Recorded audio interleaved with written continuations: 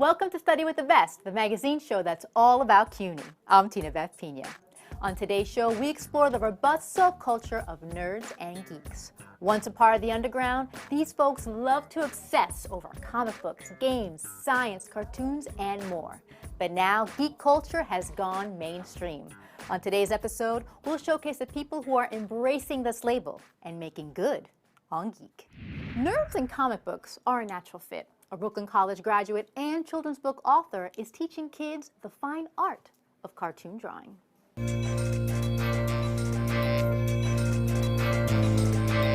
Remember, you could start with this. You start with this first, and then what comes over it after? This. You need your stick figure of your Jedi first before you can make him. My name is Robert Geronimo, and I'm a writer-artist. We are at Art Lab in Staten Island, New York. Art Lab Incorporated is a non-profit art school. Before I start drawing Batman, okay? So in my class, I teach children how to get their ideas on paper.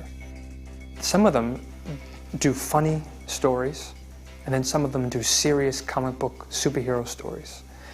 And they're surprised at themselves by what they can do. Do you want us to do the muscles?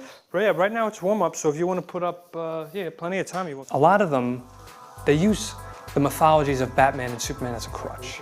And they don't allow themselves to branch out and take elements and create their own characters. Don't make a Batman story. Make your own character.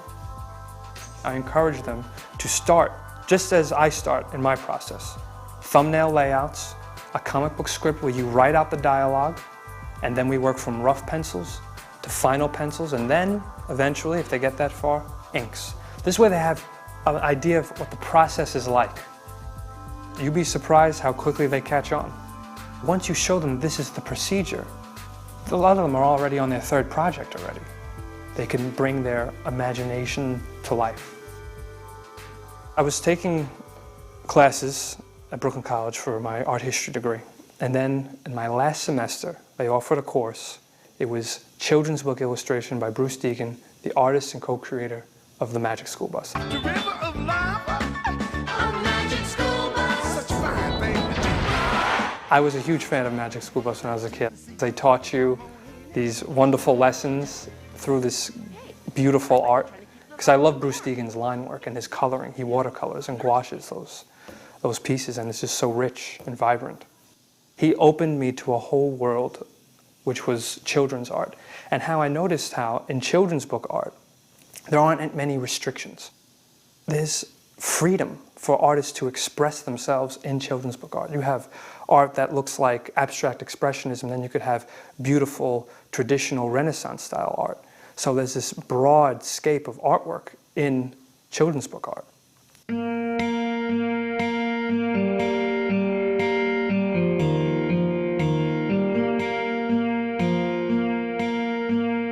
I developed this project called Little Maya and the Coral City.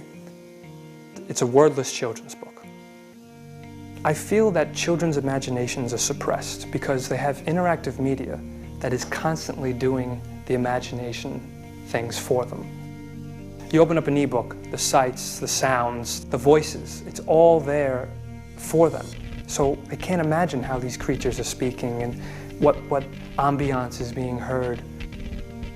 The mother and the daughter, or the father and the son, are sitting there, and they open this book, and they're both strangers in this world, Coral City, and they're discovering Little Maya's journey together. There's no reading the text. It's both going, ooh, and they're picking things out, going, look at this over here, and together.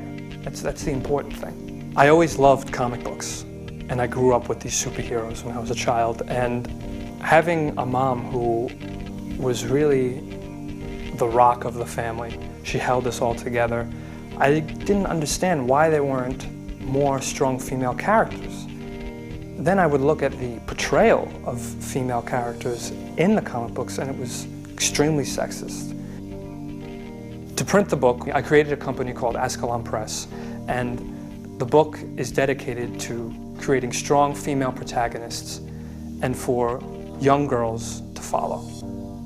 I'm hoping for Alum Press, my company, to be successful in a way that people recognize that there is a need for strong female characters, and they know that they could come to us to get them.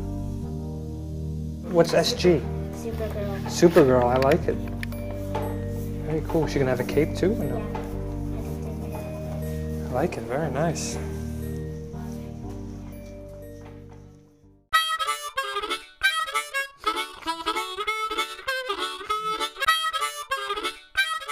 How would you like to discover a hidden world of fluorescent life? In order to catch this sight, you'll need a special light, lens, and diving suit. Marine biologist David Gruber takes us in.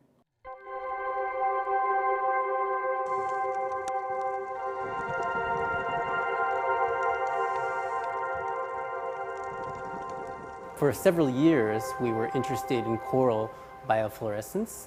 It was originally found in a jellyfish. Corals are very closely related to jellyfish. They're both phylum Cnidaria.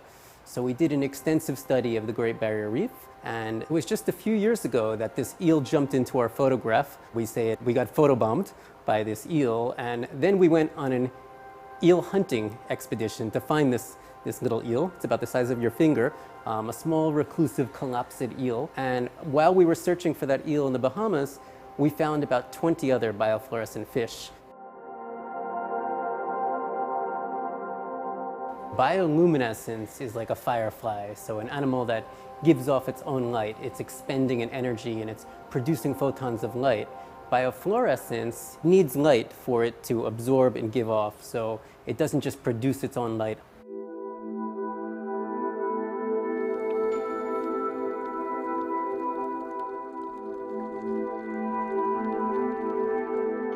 In order to mimic the light of the ocean, you need a very narrow band of blue light. The ocean acts as this beautiful filter, so for us to recreate the ocean's blue light, we have to spend $1,000 for a tiny little filter like this. We designed these lights at the John B. Pierce Laboratory at Yale University, made everything from scratch, the prints, cut the metal. All set? We did it. We wait till the sun goes down, we drop into the reef. We don't want to look at the blue light that we're shining, because we only want to look at the light that's being absorbed by these different creatures and then given back off. So we filter out our blue light. It's just beautiful being down there and visualizing this. We had a surprise finding of fluorescence coming from a stingray. And this was really fascinating for us, because if it's in the cartilaginous fish, that we thought maybe it's also in sharks. This had our brains ticking about where to go look and what groups are having this property. So we set off to the Solomon Islands on a National Geographic weight expedition. And we wanted to film this in really high resolution, so we filmed it with a Red Epic 5K camera. And we found many, many more fish. We filmed them in their natural environment. We started to see that some were using this as a camouflage, or they were red and they were sitting on red photosynthetic algae. They have these filters in their eyes, just like we put in our camera to filter out the blue light. They have the ability to see this. So one hypothesis is, on a full moon night, the moon hits the ocean, that translates into blue light underwater, and they would be able to see and recognize each other, mate very quickly, go back under their holes. We're just starting to tune in to their universe, this covert world of fish biofluorescence. We did swimmers out almost every night, scanning the reefs. We used the submarine, and this summer we're going to use it in conjunction with a one-person submarine called an exosuit. We could stay down for 6-7 hours at 1,000 feet, just working, studying these animals. And overall, we've now found over 200 species of biofluorescent fish after scanning several thousand.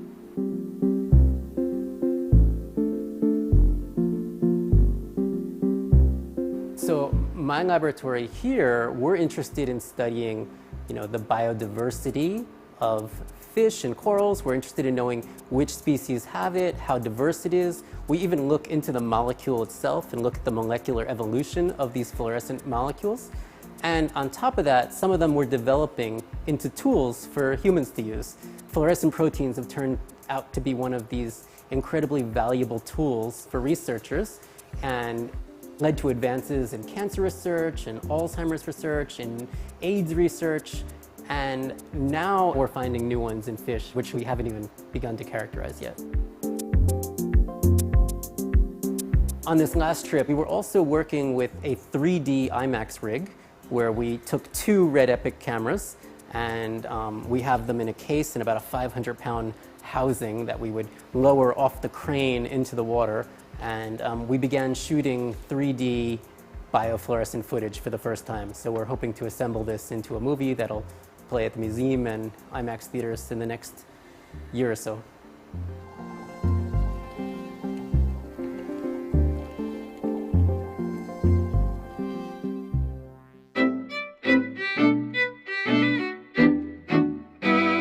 Up next, we take a look at a popular podcast out of York College called Nerd New York. Is it finally cool to be a nerd? What's going down, ladies and gentlemen? It is that time again. It is Tuesday. It's 12:30, so you know what you're doing. You are now listening to the Nerd New York show. And of course, I'm your host, as always, Giovanni Anglin. And you know, I'm always surrounded by these people. You know, I love them. Hi, I'm Giovanni Anglin. I'm the mastermind to the podcast Nerd New York. I'm Elliot Wiseman, co-host, and I got into York Radio through, I met Giovanni in Spanish class. My name is Tron Dowd. I'm also co-host of Nerd New York. I'm a journalism major, and I sort of knew YC Radio through that, and I heard that there was a nerd show, and I was like, if I were to start a show, that's exactly what I would want to do. I'm Daniel Lashley. I came into contact with Gio through wrestling and the fact that I'm a journalism major, and I fell in love with radio. And I heard there was a nerd show. Pretty much, this connected with me. Is going to be in the new Talking Dead? I don't watch Talking Dead. I don't watch Walking Dead. Come on, man. The whole podcast thing came about was, well, I saw what this YC Radio had to offer, and I just felt like I should do something different. So I thought, well, why don't I just talk about stuff that I like? So the topics are pro wrestling, movies, TV shows, gaming, comic books. What do you guys think about these video games actually turning into movies? I just don't believe in that because I feel like video games, it's its own medium. It can convey storytelling in a whole different way that filmmaking just honestly can't. Like, a lot of people talk about Portal, like, oh, they should make a movie out of that. And I'm like, how? How would you make a movie out of Portal? It's so uniquely video game. Like, How do you measure how nerdy one can be? Yeah. Like, I know my specialty in nerdiness would be computers and anime, and I'm sure Giovanni I'm here. such a movie dork. Yeah. I'm a movie nerd. I love movies. I love movie making. I love, like, what you guys are doing in the background right now. It's so cool to me. I'm a comic book guy. I'm literally every superhero known to man. and movies too. So.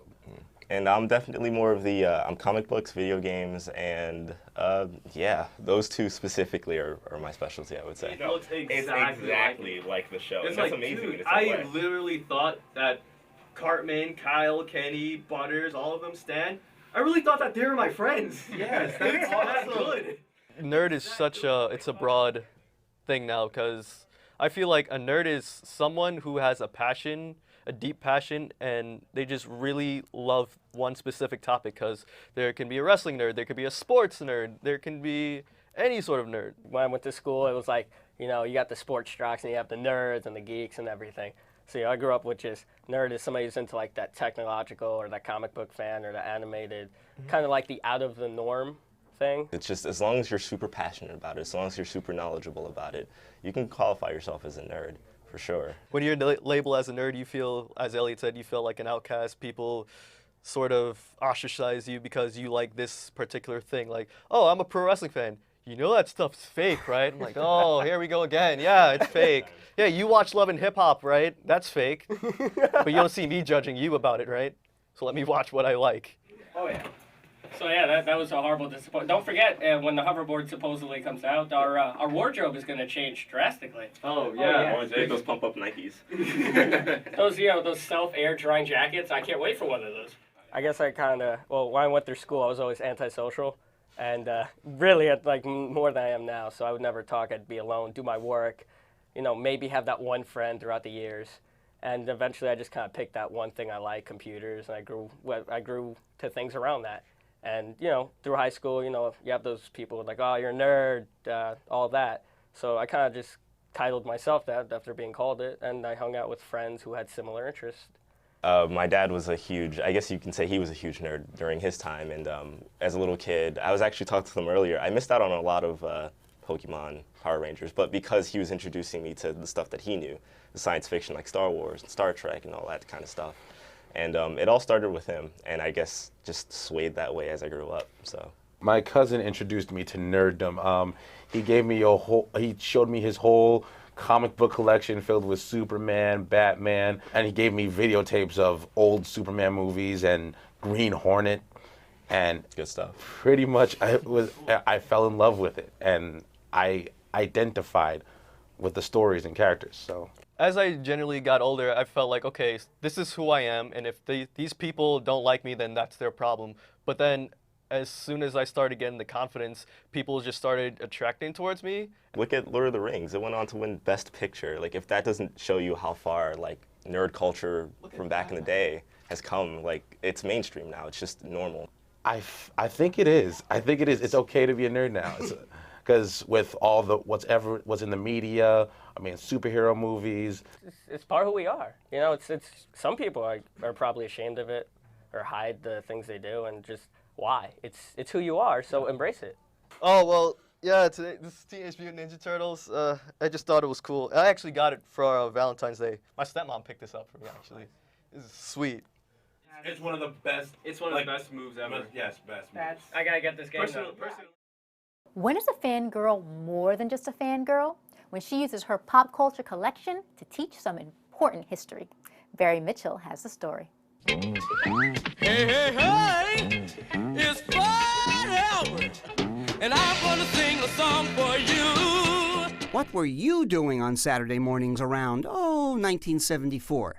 Pamela Thomas remembers watching shows like Fat Albert. Fat Albert and the Cosby Kids is critically important to animation history because Bill Cosby was really very, very revolutionary. All types of conversations were coming out of these cartoons to help young children deal with issues that they may be experiencing in their own lives. Fast forward a few years, and with her degree in Black History from the City College of New York, Pamela found new significance in those old cartoons. I'm Pamela Thomas. I'm the curator of the Museum of Uncut Funk, and I'm here at the Schomburg Center in New York, where our collection of Black animation is on exhibition.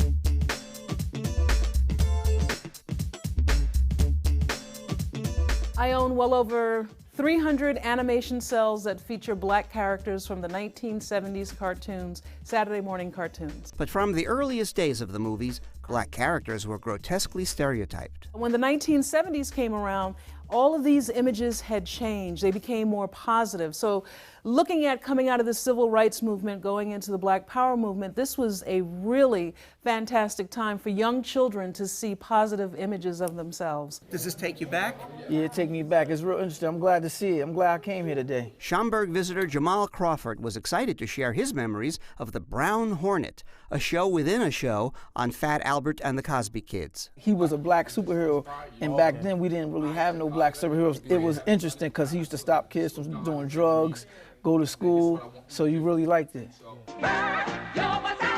That's where I find satisfaction. This is a superhero, Verb, from Schoolhouse Rock. This is really very important to me because, one, it helped me learn grammar. Verb himself was one of the first Black positive superheroes in a Saturday morning cartoon. This is an original production cell of Star Trek, the animated series. Nichelle Nichols was the first Black actress to go from a live-action series on television into an animated series. In here, the drawings that have been checked are traced with ink on transparent celluloid. We call them cels. The reason these cells are so collectible? Computer animation has replaced the traditional ink and paint technique. Cells are put together like an assembly line, and they're photographed one by one over the backgrounds. One cell is a great collectible, but it's better to find a complete animation frame with all the layers. It could take 3 animators to put one cell together for one frame to shoot under a camera. You know, they're usually more than one cell laid on top of each other to create a frame. So for instance, this particular cell, you have an original background, and then you have 2 celluloids on top of one another. You have the brothers in the background that are in black, and then you have Michael in the foreground. It is more expensive when you are collecting and you have a multiple layered cell. I love the Jackson 5 because, one, it told the stories of their adventures, and what makes this cartoon so special is that Barry Gordy was the first African American who owned a black company that created a black cartoon for young children during the 1970s. Who didn't watch Soul Train in the 70s? This is the actual cell that was used in the opening credits of the Soul Train television series. Funky turns 40. You can always view the collection online at the Museum of Uncut Funk.com, along with tons of other pop culture memorabilia from Pamela's collection. The Harlem Globetrotters dealt with sportsmanship, how to get along with your friends, even bullying, everything that's relevant today. 40 years ago, these messages were coming out in these cartoons, and young children were being exposed to those messages. That's why they're so important. That's why we're trying to get the story out. Besides the fact that, you know, creating animation from this era is a lost art form, the story needs to be told. And it was just a fun time. Barry Mitchell, study with the best.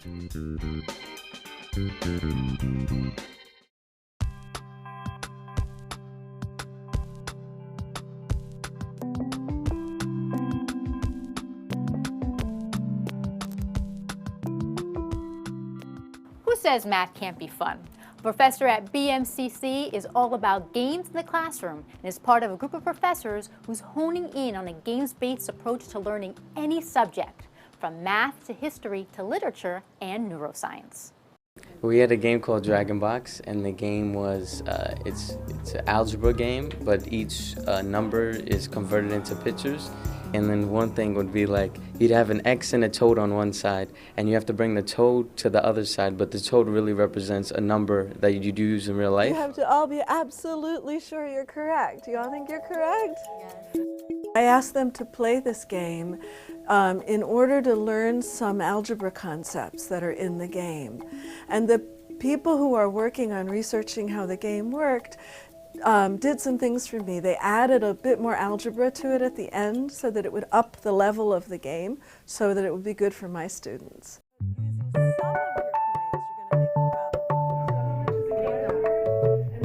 This class, it makes it feel like a short amount of time and you're just learning and active and getting to know each other, and you get to learn from one another. Every once in a while I have a student who's very quiet, who doesn't want to play the game, and I say, okay, fine, you can do the problems instead of playing the game. And that's okay.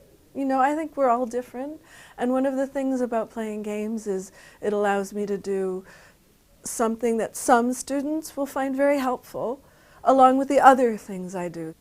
When I go and talk to faculty about doing games in the classroom, they think I'm playing games all the time.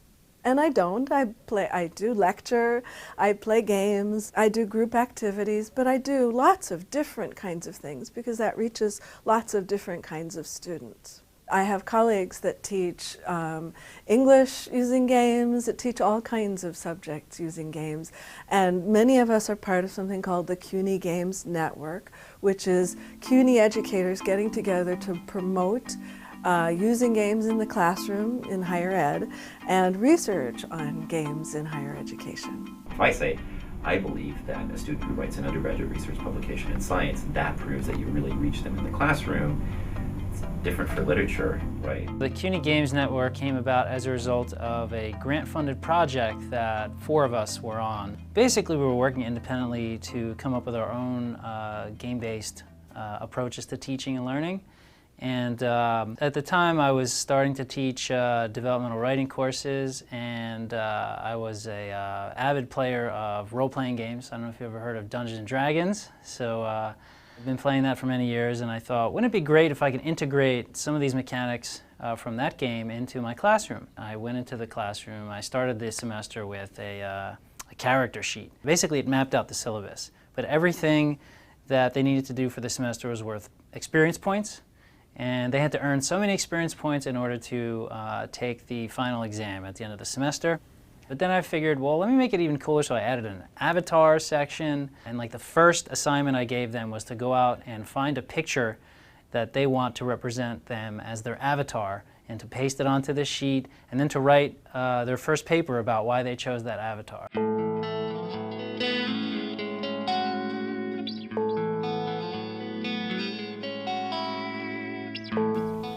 I think the students do work hard when they play games. I think they often work harder when they play games than when you give them a worksheet. But one of the things we have to overcome in trying to get people in higher education, professors, to use games is that feeling that games are the opposite of work. They're not.